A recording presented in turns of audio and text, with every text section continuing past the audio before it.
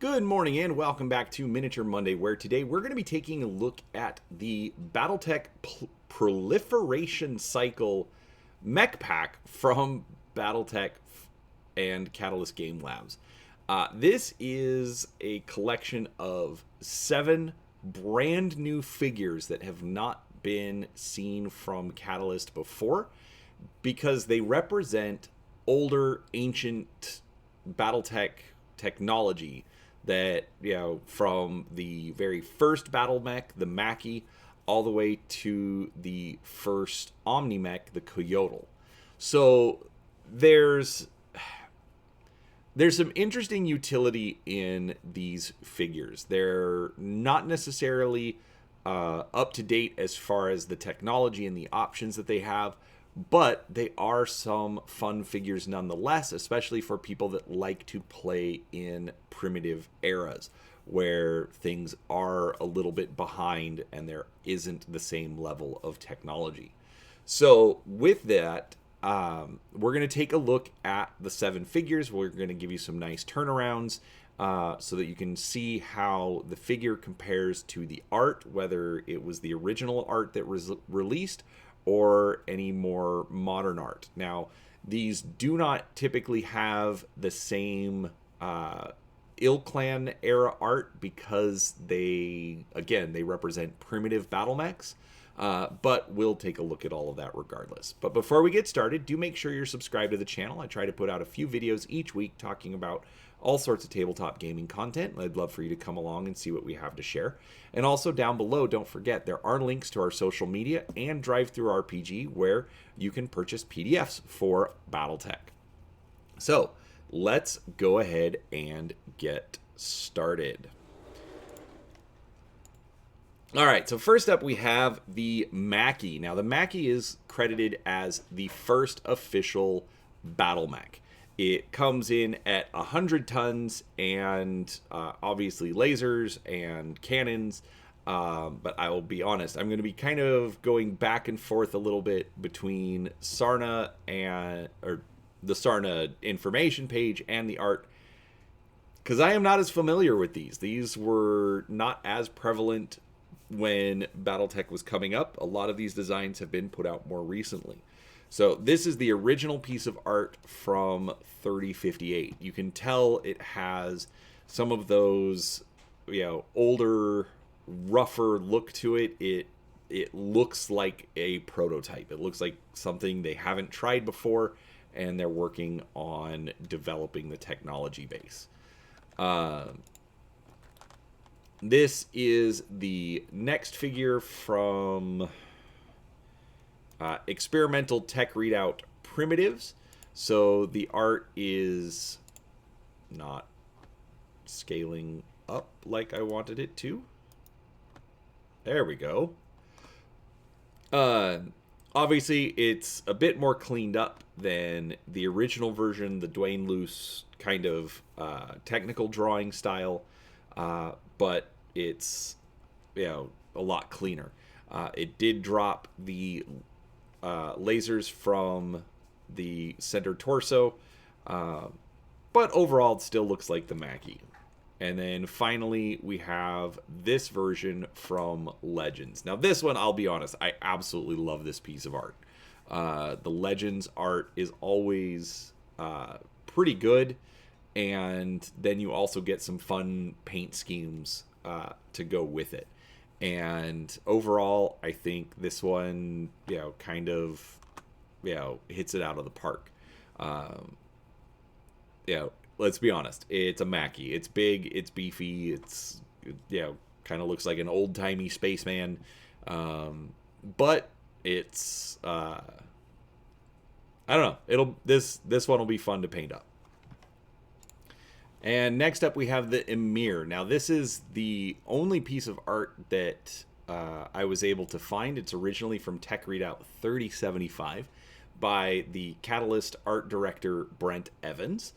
And I'll be honest, the figure itself is a lot bigger. It's bigger than I was expecting. The art makes it feel kind of small, whereas the figure is pretty on par with the Mackie that we were just looking at. It's got kind of a spindly look to it, but I like it. I like how they've translated that art into plastic, and I think they've made some improvements to the design along the way also. Overall, it's a fun looking mech, and I have no idea what I'm going to do with it, but we'll get there. Next up, we have the Battletech, also by Brent Evans. Now, this is originally appearing in 3075. This, I think, is another attempt to... They've made attempts in the past at taking some of the iconic mechs, like the Warhammer, and, trying to either update the art or make the art a little bit, just different, elements. Especially when you have a mech like the Warhammer that is iconic. It's usually iconic because it's evolved into that, and so trying to say, create art and mechs that go into the past of, okay, this is where the Warhammer would have evolved from. I don't know. I'm kind of making this up as I go, but it's how I see the art. I don't know. I like what they did with it. This version is from 3075. We also have this one from Experimental Tech Readout.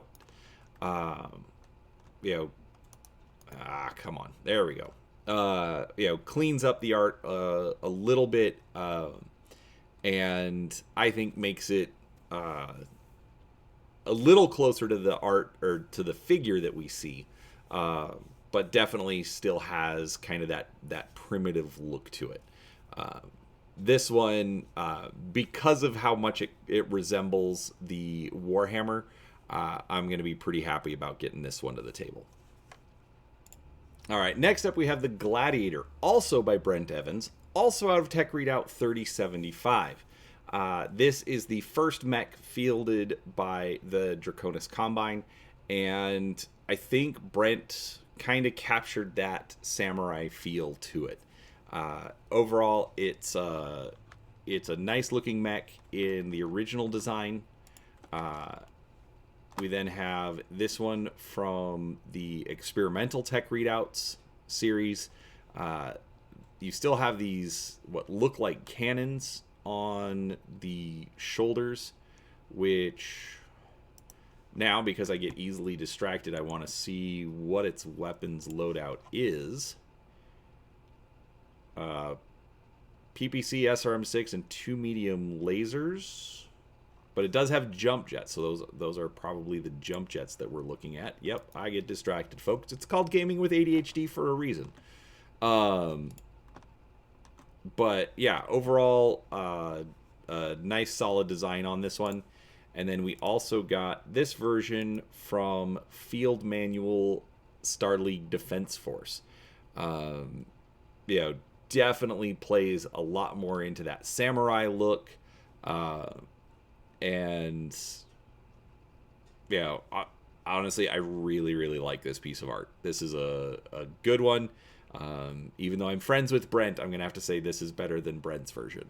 But yeah, overall, good look, fun design. Honestly, with all of these primitive mechs, I think just from a quote historical standpoint, I think they're going to be fun to play around with. And next up, we have the Icarus II. Now, this is apparently the Free Worlds mech that they've included in the pack. And while not the first battle mech from the Free Worlds League, it was the first mass production and also included jump jets. Again, we're looking at art from Brent Evans in 3075. And for the next piece of art, we also had one from the Experimental Tech Readouts. This looks like the non-jump jet version of the mech, but overall, you still get that same kind of feel, the same, to me, the distinctive left arm with this rounded piece over top the barrels. Overall, fun looking design. As I've been going through these, realizing that they've included mechs for all of the different factions, plus a couple. So that's actually been fun to look at as well. They definitely have done well at making this a pack that will appeal to most everyone. There's definitely something here for all factions. But yeah, so this is the Icarus II. And finally, we have the Confederation Firebee. It definitely, so it's one of the smaller ones in the pack, and definitely kind of lives up to its name. It looks like it's small, gonna hurt you. If it can get close to sting you. I'm sorry. I'm gonna let the bad jokes go. But it's obviously got jump jets. This piece of art is, again, Brent Evans, 3075, and definitely a fun-looking little fast mech.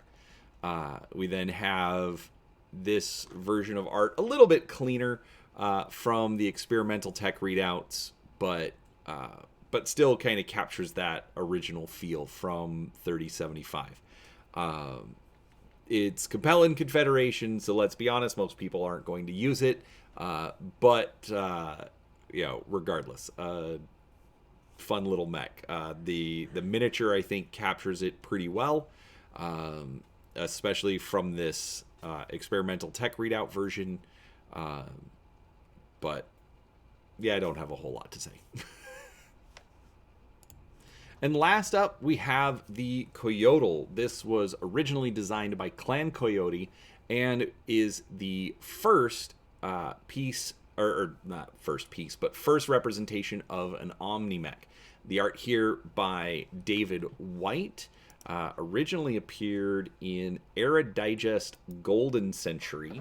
So basically, when the clans were kind of at their height, originally created by the Coyotes, and eventually the technology was captured through trials of possession and essentially developed into the Omni-Mech designs that we know and love today.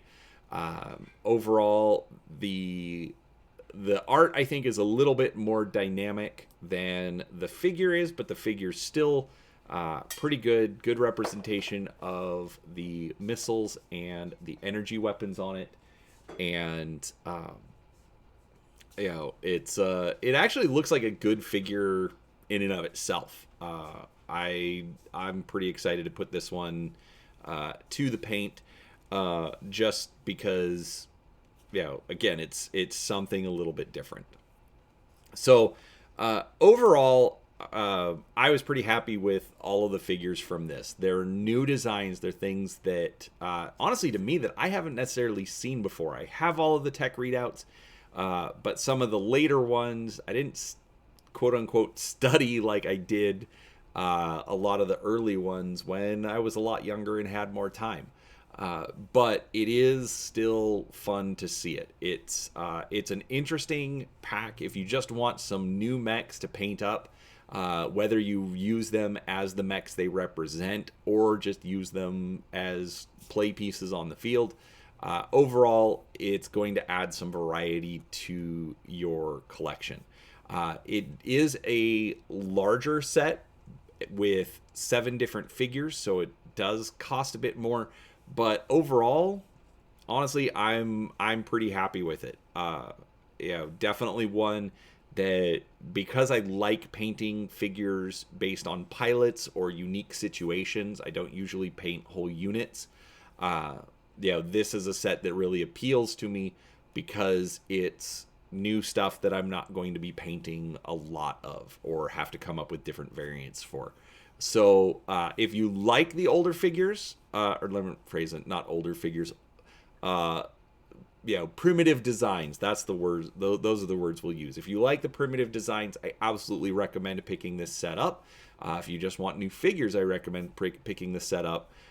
If you are looking to accurately represent what you have on the table, let's be honest, these are primitive mechs. Unless you're playing those old eras, these aren't going to appeal to you very much. But overall, very well done figures.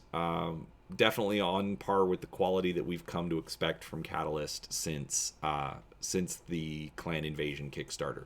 So with that said, thank you so much for watching. I do appreciate your time. Don't forget, subscribe to the channel, and the links down below in case you're interested in following us elsewhere. So thanks for watching, and we'll talk to you all next time.